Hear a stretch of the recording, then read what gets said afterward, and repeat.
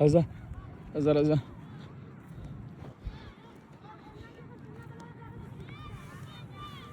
السلام علیکم السلام. د خدای نازولې دلبر خانه د خدای نازولې تا خوندر ملک حمید صاحب په زور نارې نن ولې نن څه کیسه ورسې یاره چې ما نه کم خطا دلبر خان اصلي ملکان د وطن د علاقې ملک ګړاب خان دی چې 1974 څخه د هغه خانداني کیسه روانه ده، تنخواه روانه ده. نو موږ خوا په کوړو والا او د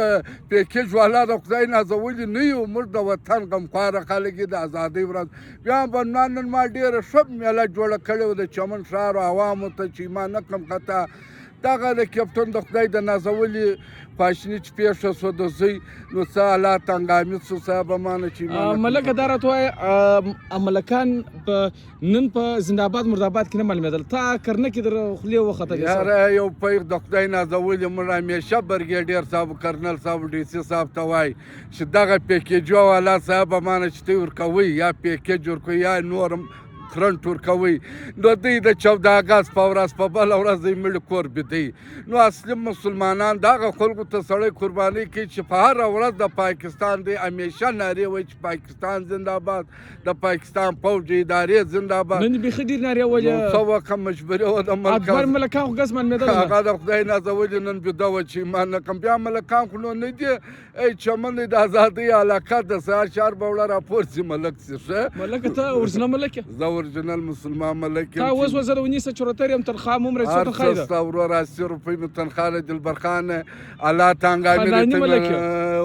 ګوتو ته وګوره ملکه دا ګوتې د نیستۍ علامه ده چې ما نه کم د مخ دې ګرب راته ورنګ یاره نو رنګ نن سبا په خپله لګو چې حالات خراب دي، کاروبارونه شتم ولاړ دي. نو چې شتم ولاړ دي د ملکانو هم شتم خراب یې عرب مې خلک سپین بیرې ته ملک ګړاب بولي صاحب وایي ملکه برېتونه سپین دي سپین دي چې ما نه کم خطا شپږ 50 کالو سړی یا وخرو ملک یا د کافر د هغه د ملک د فیداو د پناه او زمري پریاتې د ملکانو یو نښانې ده دا نور ښایي پرېږدي ځای مړي دي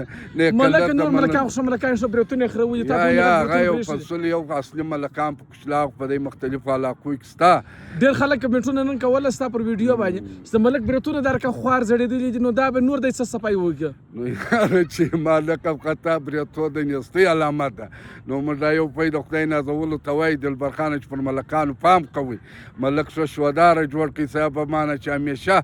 د قام دپاره د وطن دپاره ښه ناره کولی شي. ملکه یو ځای ما نوټ کړی دی همیشه تور لونګۍ تور برېتونه اور تور کالي تور صدرې اور تور چوټې څه دا څه وجه ده؟ یاره دا د ملکانو یو نښانې ده چې ما نه کم خطا چې مرګ درد لرم. موږ کوم دا زړو خانانو د خدای نازولو ته به موږ کته ملکان به د هغه نقل کوي. نو وروره ملک حمید خو یوه سپینه صدره یوه سپین کالي یوه ملک حمید د خدای نازولی لا در اوسه د ملکۍ پوښ نه دی تللی د خدای نازولی هغه د ملکانو بېعزتي کوي دا یو پی د خدای نازوی. موږ وایو ښه ملکان شته بهادره ملکان شته د وطن ملکان شته چې هغه د وطن په حق کې دي د عوام په حق کې دي. ته د ملکان په حواله څه وایې د ګرد پاکستان ملکان کې غټ ملک څوک دی؟ پاکستان غټ ملک صاحب مانه چې ما نه کم کته په چمن په ضلع کې یا په بلوچستان کې بله دانه نشته کبل دی برېتور د خدای نازولی ګورې نو هغه بس نو کبل نه وي د ملک ګړاب خان دی د پشپنه صاحب مانه د غټ کام سګزس یم صاحب مانه بیا دوه ځای د ګرد بلوچستان غټ ملک دی اول نمبر دوم نمبر به تو نالای چې صاحب مانه چې ما نه کم کته